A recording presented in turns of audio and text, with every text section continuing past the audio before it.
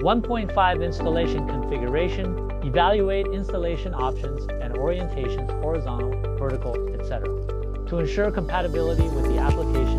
1.6 Material selection. Choose materials based on strength, weight, corrosion resistance, and environmental conditions.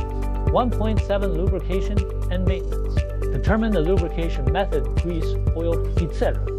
and maintenance requirements to ensure smooth operation and extended service life. 1.8 Environmental conditions. Assess the operating environment, temperature, humidity, dust, etc. and select appropriate materials and sealing options. 1.9 Cost and budget. Consider the overall project budget, including manufacturing, material, and other component costs. 1.10 Customization options. Define specific customization requirements for the linear rail, such as special dimensions, features, or integration.